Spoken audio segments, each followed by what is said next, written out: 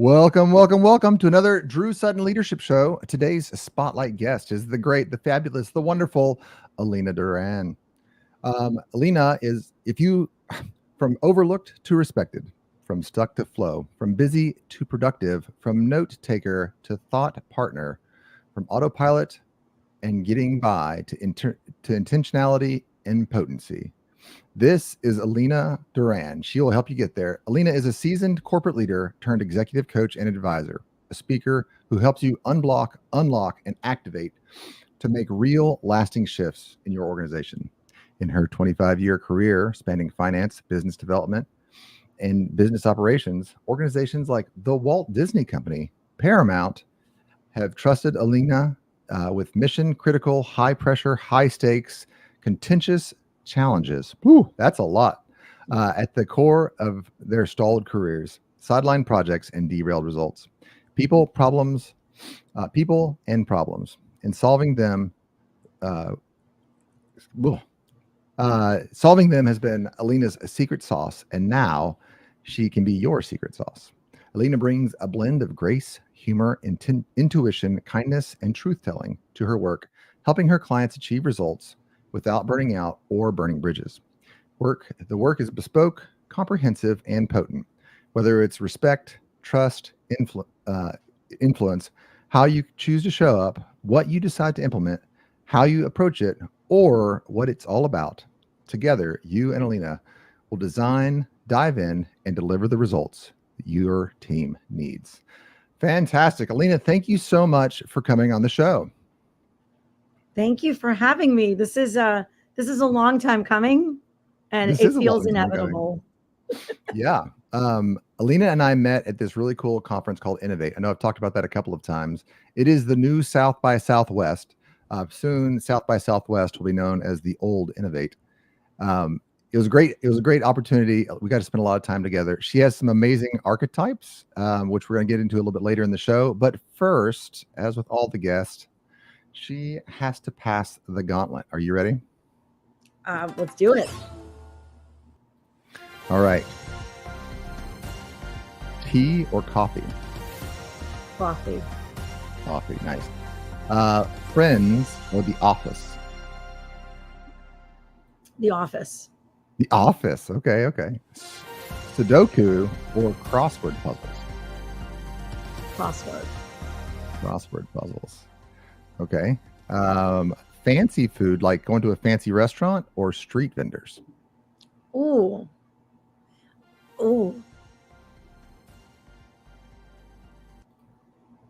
I'm going to go with street vendors.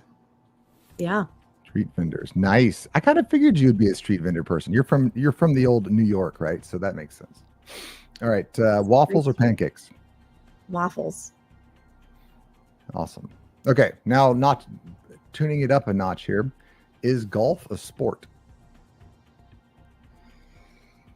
Ooh. As a non-golf player, let's say yes. Yes. See, my contention is that it's not a sport because it doesn't have an active defense. Now, if you added tackling to golf, then I'd be all about watching it.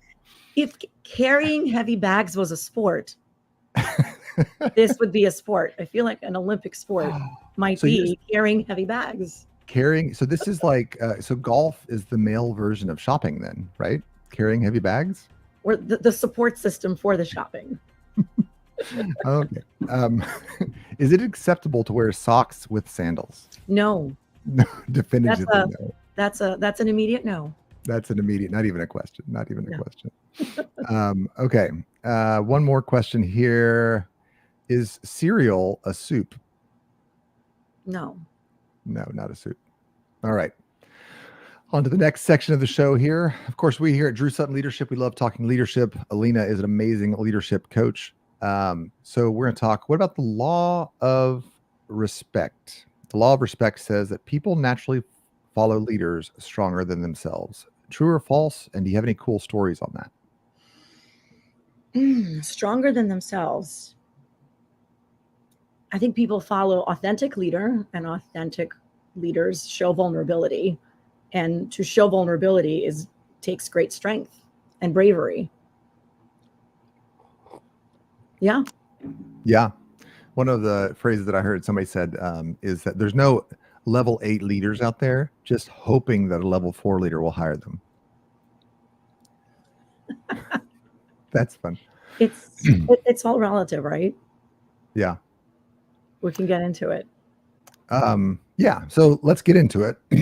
So you're a leadership coach now, not just like a leader, like I'm going to say it. It's live. It's okay. I'll say it. Leadership coaches can be like insurance salesmen or realtors. They're not everybody is the same, right? But you execute at a high level. You've had the great privilege of leading, of helping some leaders through some tough spots. Before we get into those stories, tell me why leadership coaching? Why the archetypes? Why the archetypes? Well, so why coaching is, this is the Rome. The short answer is this is the Rome that all the roads have been leading to, and it found me. Yeah. I found it. It found me, and I denied it and beat it away with a stick. And after years, I couldn't unsee, and a lot of life happened, and I just had this realization that it became inevitable that this is the work, and I can keep denying it, or I can avoid a deathbed regret and go for it. That is what I love about that story, is that you didn't get into this game to make the money. You got into it because it was you couldn't not get into it. It was right in front of you. The difference that it makes, the difference that the work made for me, and the impact that it has on people, and the trickle effect, cross and down trickle effect that it has, it's too powerful and sacred. No, I totally agree. People ask me, why did you get into leadership coaching? And the answer I say is, well, I can help. It sounds a little bit prideful, I suppose, but I can help anybody I get in the room with. There's no doubt about that. But I can spend my life helping one person at a time, or I can go to the top of an organization and help a leader, and then that is going to help 100 people at a time, 200 people, 1,000 people at a time. And that's why I got into it. I think we share that it's not just helping people, it's helping the most people possible with the limited time that we have. And that's the scalability, right? I think that's something that we've talked about in a conversation about, you get the scale when you're helping somebody, 10, 15% increased awareness, compassion, clarity, vision, ability to enroll, ability to support people, reduce toxicity. Yeah. And unlocks productivity, right? Yeah. And a lot of times, like I love you say just a couple of percent points, right? If generally you've risen to this spot of leadership, not because you're incompetent, but rather because you're really competent at the things that you can do. But then the reason that people engage you, or the reason that people will start working with me, we're not teaching you how to do math. We're not teaching you how to do a P&L. We're not teaching you the skills of running an organization. We're teaching you the people side. We're teaching you the leadership side. And really, a couple of percent points of improvement has massive trickle down effect. People feel appreciated. People feel connected and empowered. And I think that as you grow up the ranks, you're busy being really good at the job. And now that you're at the top, you have to learn how to be good at the leadership job. Well, that's absolutely speaking for a number of the case studies that I talk about in my portfolio. But yeah, absolutely. It's what the folks that I work with have in common is that they've checked off check boxes of what is conventionally accepted view on success. So they went to the right school, check. You work at the right company, check. There's the right title, check. And so they're successful, hardworking people who want to do good work. And it's been working until it's not. Yeah. Right. And what was enough before is no longer enough. Yeah. So let me just kind of run down your resume here. So you're not just help a couple people. I mean, I see executives at Fortune 500 companies. Now, I'm not requiring you to please change the names to protect the guilty, of course. But I mean, we have surgeon generals. No guilty. Yeah. We have CIOs, CEOs, CFOs, COOs, CAOs. What's a CAO? Chief That would be an accounting. Could Oh, be account. accounting or administrative officer. Okay.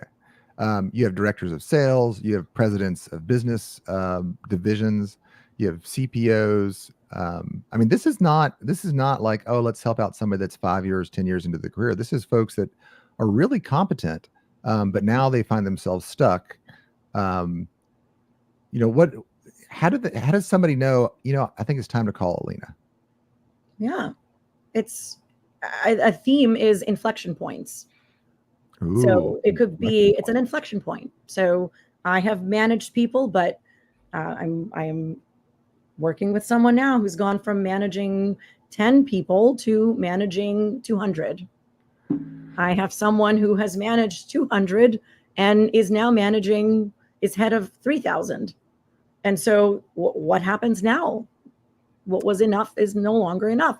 Or, oh, I have a new boss above me, and ooh, we're not getting along. I've always been able to manage this. I can't seem to get my point across.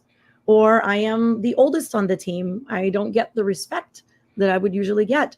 Or I am the youngest on the team. I don't get the respect I would usually get. I'm dismissed, right? I recently had the oldest person on the team problem. I got to work this really fun military simulation problem, and there's a bunch of PhD students. Well, they're post grads. They are all PhDs, post grads. We're talking, and I said a joke, and they all gave me the chortle, like the chortle that we all give the old person we're being polite to, and they called me sir a lot. They were like, "Oh, well, yes, sir. That's funny." Ha ha. And I was like, "Oh, they think I'm old." At any rate, so talking about inflection points, it's a real thing. What I love about your inflection point concept, though, is that you're not saying that you're incompetent. You're saying that you're in this new opportunity, and with new opportunity has to come new skills. I think Peter Drucker tells this really cool story. He was promoted, and after a month, his boss came in and said, "You are terrible. I'm about to fire you. I don't know why they recommended you so much." And Peter Drucker, he was like, he goes, "What are you talking about?" He goes, "Well, you're still doing the job that I hired you out of. Like, Peter was good at this job. He had been promoted to this job, and he was still doing this job." And his boss was fussing at him saying, "I didn't hire you to do that. Like, you hire somebody else to do your old job. I have a new job entirely for you to do." And managing those inflection points, it doesn't mean that you're bad or that you're incompetent or that it means you have this beautiful new opportunity ahead of you. And that takes new skills. Absolutely. And awareness. Yeah.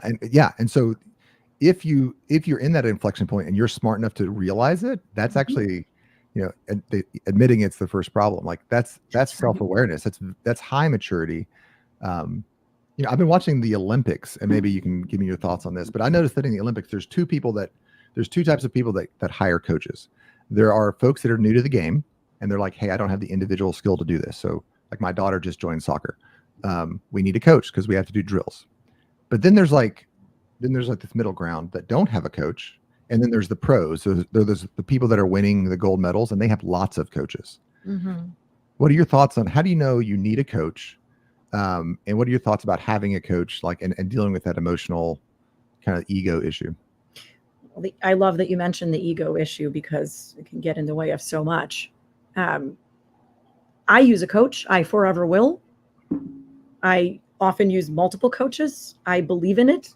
I will spend my hard-earned dollars on it because it absolutely is critical for someone who lives outside of my head to help me navigate, to call me out on my own BS, my own blind spots, right? We get in our own way time and time again, all the time. It's human nature.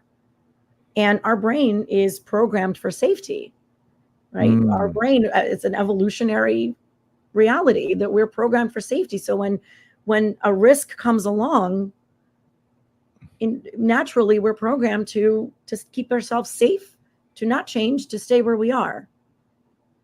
And evaluating this opportunity, and I love that you call it opportunity, because so often it can also be looked at as this thing that happened to me, as opposed to this thing that happened for me. Yeah. Here's something that happened and it's for me and it's great. And it's going to involve some learning. It's going to involve discomfort. So a person who that bias toward keeping it the same, keeping it safe, absolutely we can work on it ourselves, and we should. Having that person to walk beside us and call us out and hold the flashlight or the paddle or whatever that we need, or the fuzzy blanket. Wait a minute. Or the paddle. I love that. Yeah, the paddle, sometimes whatever's needed, whatever tool is needed, that's the person who lives outside of us who can recognize patterns, recognize inconsistencies, and call us out. So why can't somebody, like, why can't our peers do that for us in an organization, or why can't our like subordinates do that for us in an organization? Why does it make sense to go outside for a coach? And by the way, I wouldn't personally want to ever work with a coach who didn't work with a coach themselves. Just like I wouldn't want to see like a therapist who wasn't seeing a therapist themselves, or a teacher who isn't constantly looking at continuing education and improving their skill set. So that growth mindset, I that's necessary for me to, in order to trust the person, I need to know that they have this growth mindset. So to your question, there's absolutely room for colleagues and for team members. And those relationships are very important in a mentorship capacity, in a friendship capacity, in, yes, friends absolutely can call you out.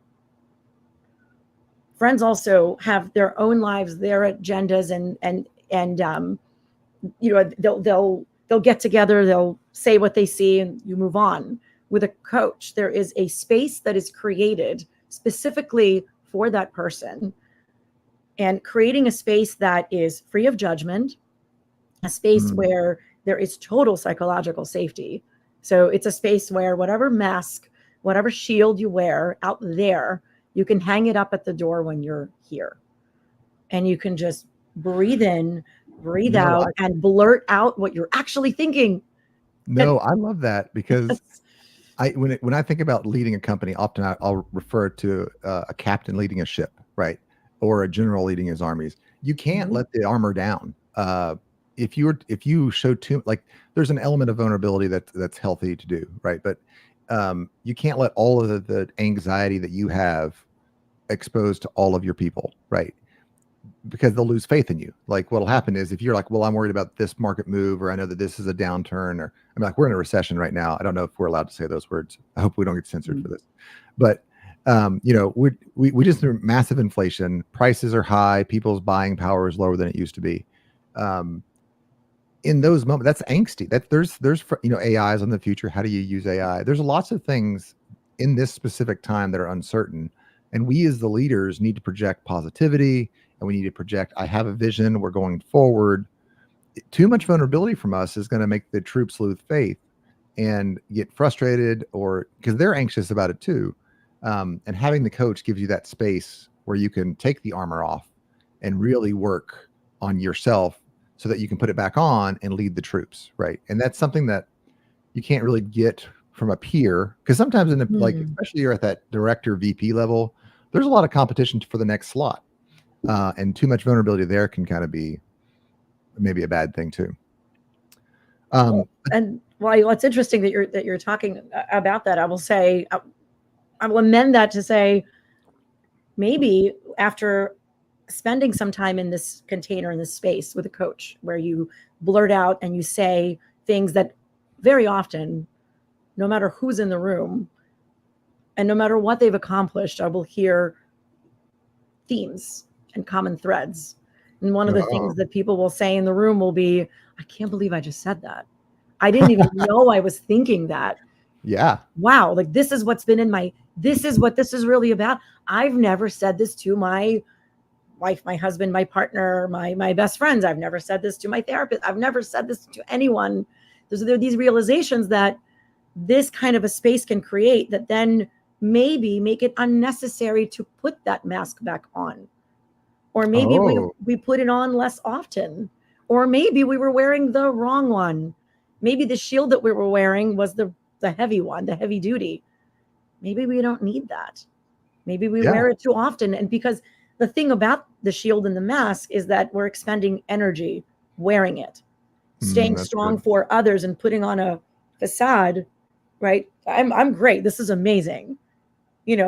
layoffs, recessions, these are all, inflection points. They create uncertainty, they create stress. How that person genuinely frames it, sees it for themselves is key to determining. Then they have this empowerment to say, here's what I choose to do with my armor. Yeah.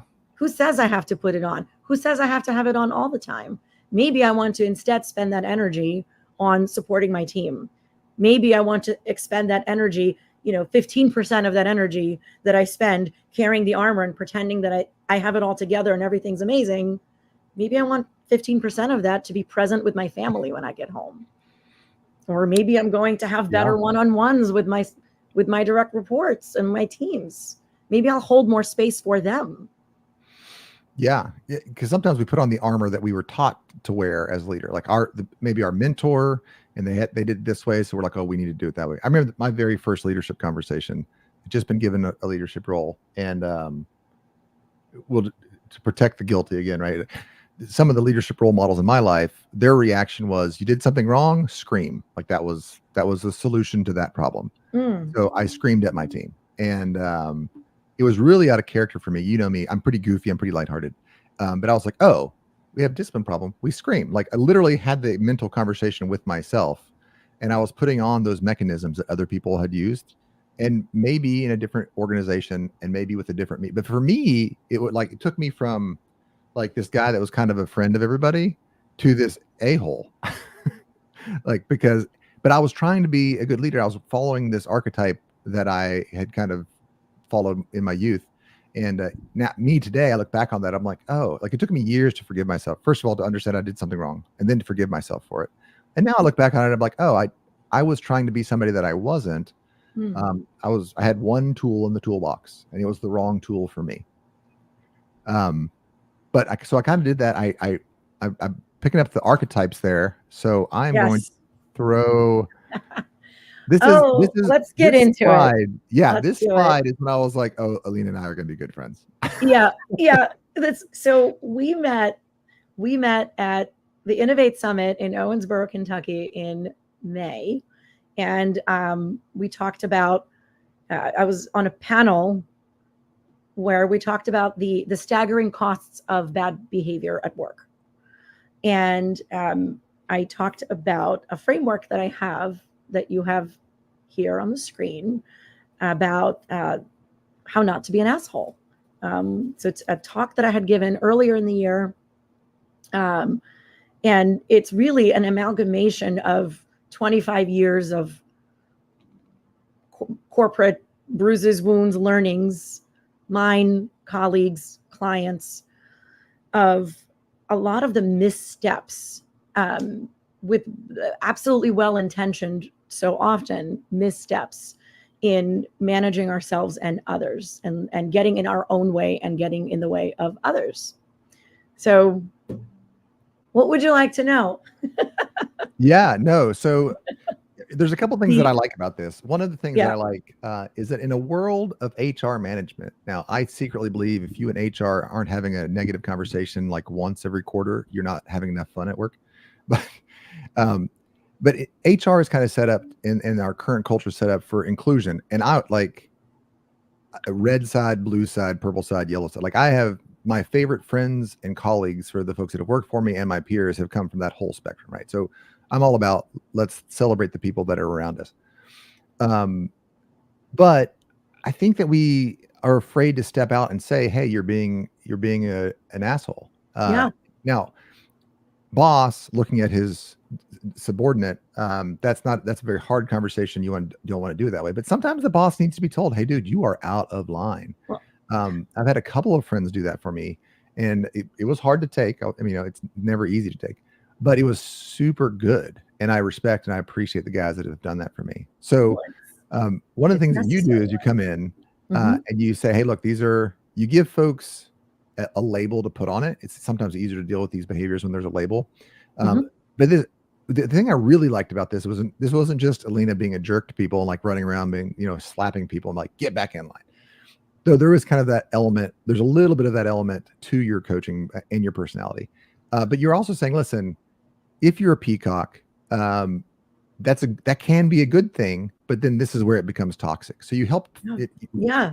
There's good and bad. And the challenge is not you suck because you're a turtle. It's if you're a turtle, watch out for this, That's downplay right. this, upplay this. So let's pick one of these here. Yeah. Well, Which one is your personal favorite? well, they're all my favorites. They're all my Aw. buddies. So to talk about, to kind of set the stage, the asshole concept, what lays on top of this concept is something that I put together called the awareness helpfulness matrix, which is a matrix of humanity. And and basically where the asshole archetypes, defining what an asshole is for these purposes is really important for consistent terms. And the way that I defined it here is when folks are exhibiting unhelpful behaviors that they are unaware of. Yeah. Because these behaviors are very different from intentionally hurting people, right? So if we think about quiet quitters, we think about displaying psychopathic tendencies, which over 20%, according to like a study done last year, over 20% of CEOs display psychopathic tendencies. Which is like 10 times more than the average population, right? Like the average population is like 3 to 4% or something. Something like that. So this here is really about behavior that is unhelpful that folks don't have the awareness of. And what that costs them is their career, their relationships, their health. It costs productivity. It costs psychological safety. It costs employee engagement. That's a big one. And when you lose employee engagement, your competitiveness ultimately is compromised and your performance is compromised as a company. So there are huge implications to toxicity, on the personal individual level and on the professional level. So from, on the individual side, our own potency, how we view ourselves, our respect for ourselves, our sphere of influence. You're not getting invited to meetings. You're left out of decisions. You're not in the room. I'm gonna have you repeat that because I think that's super powerful.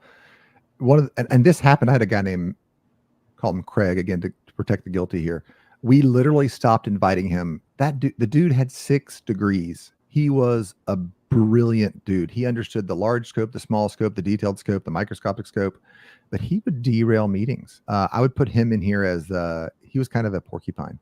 And we literally made a policy in a group when he wasn't there. And I was like, we can't invite Craig to the meetings anymore. And then Craig came to me. He's like, why did you guys stop inviting me to the meetings? And he was frustrated. And I was like, all right, let's have a talk about this. And for me, when I work with folks, I do these very specific types of meeting. I'm like, is this a brainstorming meeting? Is this an approval meeting? This is not my show. We're not going to go into that. But it's great. This is your show. I love that. Absolutely. I'm curious how Craig, to protect the, I'll say the innocent and the vulnerable, how did he derail it? And then I'd love to, for the listeners, I'd love to quickly define what each of these are. Yeah. Let's do the animals, the symptoms. So Craig would come into an approval meeting and he hadn't, because when he would send you an email, he would send you this like a tome, and it was brilliant, but it was hard. I'm a fairly sharp guy. It was hard for me to consume. I was like, that is a lot of intricacies and like 3rd and 4th order implications. So he couldn't communicate to us at the brainstorming stage. So we would kind of like, okay, thanks for your input there, Craig. And then we wouldn't take his input in, and the design would go forward, and we would get to the approval stage like 6 weeks later, where we have, we've spent 700, 800 hours, man hours on this project. And then he would storm into the approval meeting and he'd be like, this doesn't work. And he'd finally be able to articulate to us why it doesn't work. And we were like, where were you 6 weeks ago? All right. So that would happen. And the reverse would happen. We would be in a brainstorming session and he would be shutting people down. He'd be like, that doesn't work. Well, it doesn't work because of this, because of this, because of he's getting to this root issue that we weren't going to find out about like 7 steps in. But to him, it was just inherently obvious. So he would derail brainstorming sessions and insult people for being idiots. And then he would come to approval meetings and he'd be like, why didn't you all listen to me? So it was just, I wanted his input, but I couldn't. He was being the wrong guy. He was being a brainstormer in our approval meetings, and he was being an approval or disapproval actually guy in our brainstorming meetings. So I had this conversation with him. I was like, hey, look, these are the meetings we have. I need you to show up as a brainstorming guy here, as a solution guy here, as an approval guy here. Then we can, and it literally changed his position in the organization. It changed his respect. Like, people were not involving me. People were inviting him out for drinks. They were going to barbecues with him. Like, he became a member of the team because he switched who he was showing up as to flow with the team better. It sounds like, it sounds like the porcupine. How often there are examples of folks who come up with brilliant ideas and do wonderful work, but because of the porcupine behavior, they don't get recognized. Their ideas don't move forward, and they can't enroll people and get them to buy in and hear them and be receptive to hearing their ideas. So yeah, should we get into so let's just start, all these? Let's start with peacocks and run across. And let's do it. Give me like a definition, 2 or 3 characteristics, so that I can know if I'm a peacock or not. Obviously, I'm a peacock. It's so beautiful. And then like the toxic version. So give me 2 positive traits and 2 negative traits. Yeah, let's do it. And I will say, the symptoms that we're going to talk about, the symptoms of the 5 asshole archetypes, and these symptoms, just like the animals, develop behavior out of an evolutionary need to survive and keep themselves safe. So is with asshole behavior, that it is an evolutionary learned behavior to keep ourselves safe. Yeah. So it isn't ill intent. It isn't to hurt. And the goal isn't to go hunting and take these animals out. The goal is, pet the animal, befriend the animal, understand the animal, work with the animal.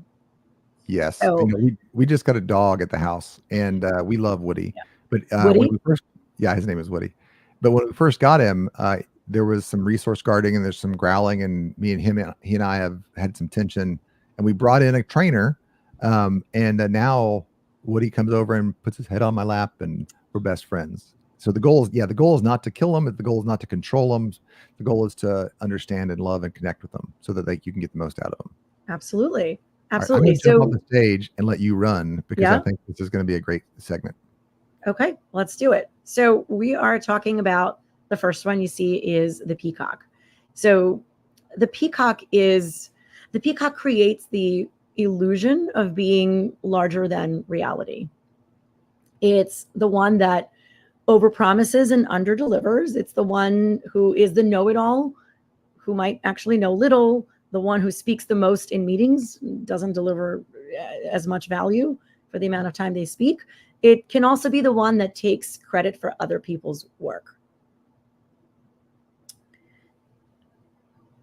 Then we've got the porcupine. The porcupine keeps others at bay with prickly needles. So they are behaviors that push people away and lead others to conclude that next time I shouldn't work with Steve. Next time I should circumvent Steve, because of the behaviors that push away. So, for example, someone is passive aggressive. They refuse to discuss concerns like openly. They avoid responsibility. Or someone who, you're coming to talk to and share an idea, a thought on a project, and you put effort and time into it. You're explaining your idea to them, and it is clear to you while you're talking to them that they are not interested in what you have to say. They're just waiting for you to finish talking so they can continue with what they were doing to begin with. So making you feel like you really didn't matter. Or something a little more, a little less obvious, but so commonplace, where you're coming to have the conversation with someone, and as you're speaking, they pick up a phone and an email is coming through and they're texting and they're answering, and now their attention is diverted, and it's like you were never here and makes you feel like it never mattered. So you think to yourself, like, yeah, I'm not. You sort of go cold in talking to that person, and next time you might not want to share with them as much. Then you've got the turtle. The turtle, I call it the shrinking asshole. It is the one that retreats into its shell. So it's the pleaser. It's the one that's afraid to stick its neck out, and it keeps itself small to keep itself safe. And it defines success in accordance with other people's terms. It's also the who am I to asshole. So like, who am I to question authority? Who am I to raise my hand and, for that job opportunity? Who am I to be here, right? I don't deserve this. It's also the one who's like the shoulder, right? They should on themselves. They're very unforgiving to themselves, very diminishing to themselves. And it can also be the person that sits in the corner, in the back, puts out really great hard work, great ideas.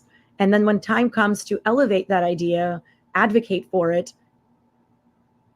they don't. They retreat into background, and someone else takes their idea and moves it forward. And then someone else is in the spotlight and gets credit down the line. They're the ones who will be top of mind for a promotion. They're the ones who will have that influence.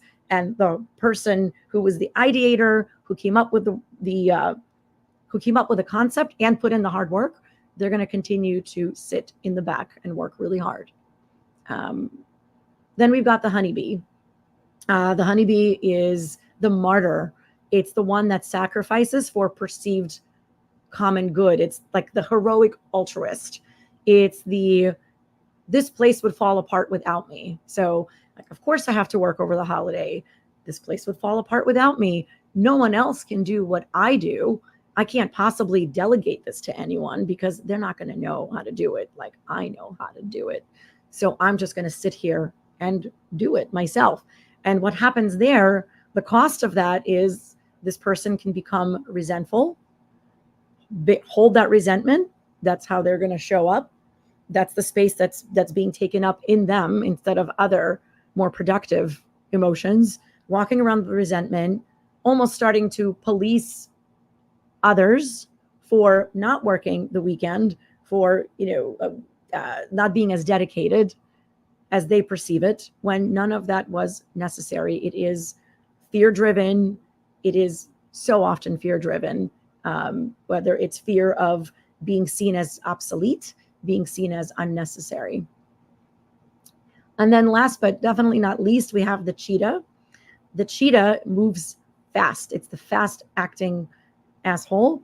And that's the hot-headed one, responds while in an emotionally heightened state, or makes decisions while in an emotionally heightened state. So they're trigger happy. They might fire off the angry email, or an email that's very stern, or they may make a decision in the moment out of emotion. Now, it's really important to be able to make decisions as a leader with limited information, limited resources, and limited time. And making it out of this place of constriction, this anger, leads to really unproductive decisions and really costs people their careers. And I've seen that too, because when a leader makes decisions this way, when they are emotional in their response and hot-headed, they are perceived by other leaders as unsafe and unstable. And so they do get passed over for promotions. They get passed over for larger exposure, higher exposure type of roles where there's more visibility because they can't be trusted. So that's the overview. I love it. Yeah. No, the thing that I love about this is I can see myself. There's pieces of all those critters in me. And I can definitely see the people that in my past in the different organizations that have been that way. And what I love about your work, though, is you're not actually saying, again, you're not saying let's capture, kill them. Let's get these folks out. Let's get the good people in. You're saying these are your tendencies. These are your negative tendencies. And these then are your positive tendencies. Like if you're a peacock, if you tone down you a little bit, but you bring that charisma and you tone up the team or the new product, know that you're an over promiser. So under promise and realize that people are going to like you, but still bring the pizzazz, right? Or the turtle. Right. The turtle is a great implementer, right? They're like, listen, what's the deal? All right, we're doing that.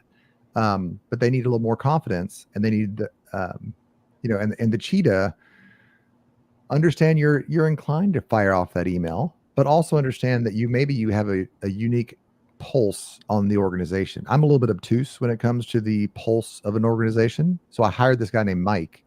And I told him, I said, you have two jobs, Mike. The first job is you're my boss all week long. I'm your boss Monday from 8 to 10 when we set the week's agenda. and then you're my boss the rest of the week because I have trouble staying on track. And Mike would be like, hey, you're doing this. Hey, we're doing this. This is the point of this meeting. These are the things that are due this week. And he was my boss, even though I was his boss. And then I said, but your second job, and maybe the more important job, is you got to give me every day. I need an update of the team morale. Give me a pulse of the team. Because Mike, like, people would just come talk to him. Like, he was, I don't know, maybe he should have been a priest. He was crazy good. And folks were just like, hey, this is how I feel. I'm mad at Drew. I'm mad at Jerry, blah, blah, whatever. And so Mike, he was a really, really mellow guy. So he wouldn't fire off like a Cheeto would an email, but he emotionally just intuited people super well. And so this is who your archetype is, but there's some beautiful stuff too. I've talked too long. What are your what are your favorite things that those archetypes can do when, actually, let me ask a better question. Tell me a couple of stories, maybe a story for each one, where they went from the toxic version to the positive version. And actually, we're running tight on time. So pick two of your favorites. Pick two of your favorites and tell me two stories about your archetypes. I will talk about, how about for in the service of time? Yeah. How about we talk about what the positives are, because we need all the animals. We need them in our organization. You absolutely need all the animals. So when you're talking about the peacock, right? You heard the drawbacks, right? It's a gradient, and you can over or under index on that gradient on each archetype. So we talked about the darker side. Where you need the peacock is you need the inspirational leader who's going to get up to be that extrovert, to drive the vision and communicate it and make it so infectious and make it so strong that others feel inspired by it, right? So if you have a founder raising a funding round, you're going to want somebody who's a visionary, who's strong, right? If you have a leader of a public company, you want someone who can inspire people through the hard times, especially. So that is it's an imperative, right? Then you have porcupines. Porcupines are protective. Porcupines are also caring. And you need somebody who is caring and protective, because the bright side is that they are emotionally sensitive and aware people once they let the needles down, because holding up those needles in attack mode takes a lot of energy. And so having that awareness allows them to be accessible and warm and approachable, and to start being seen and included and not just avoided and circumvented. And then when you have the turtle, you have someone who isn't necessarily wanting the spotlight. So if you have a boss who is more of a turtle intrinsically, maybe they'll say, you know what, Drew, you did all the work for this project. You led the effort. It was your sweat equity. Why don't you go up there and you present, and you tell everyone about it? And that turtle is going to be perfectly content, perfectly happy, sitting in the back, and you're getting the credit, and they're glowing from it because they're empowering you as an employee. And that's beautiful.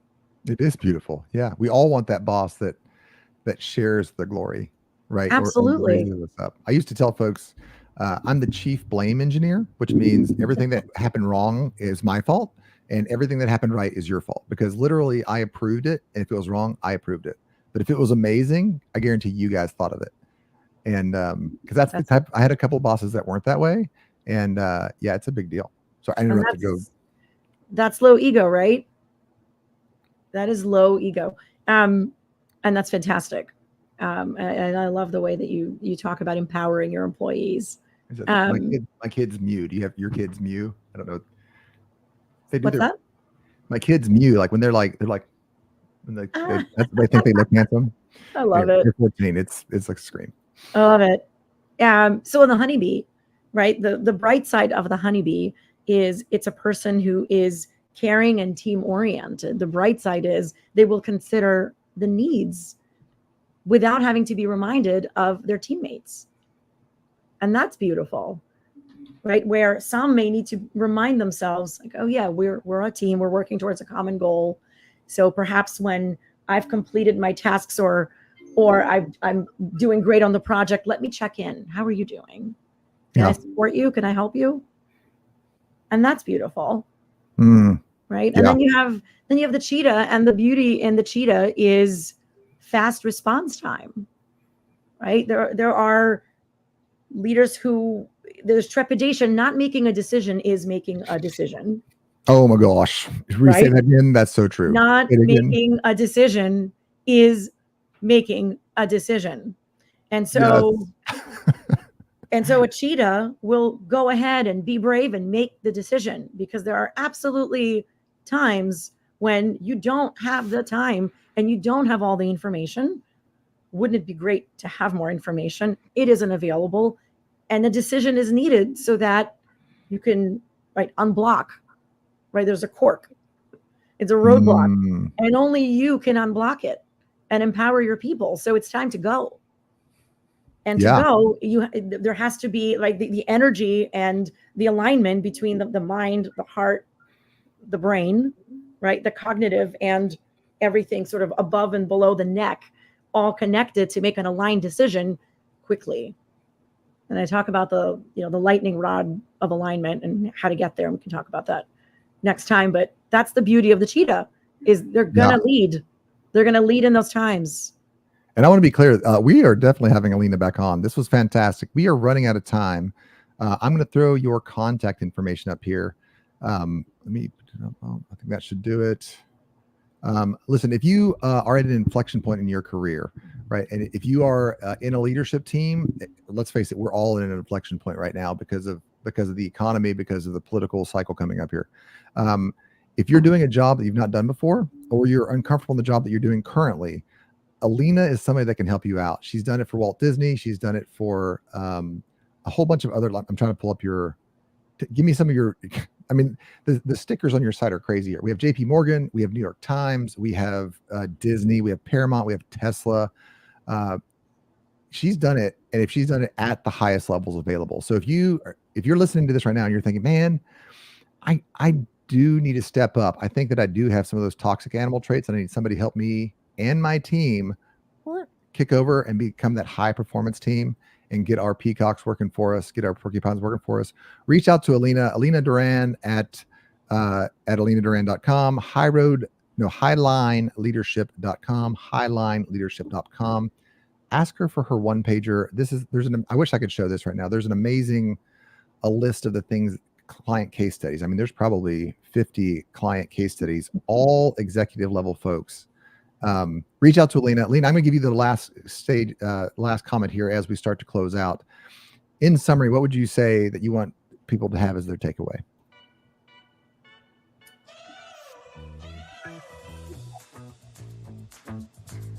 And take the time to reflect and ask for help, because asking for help is also brave. That is amazing. All right, that's Alina Doran. Thank you so much for being on the show. We will have you back. Reach out to Alina. And with that, we're out.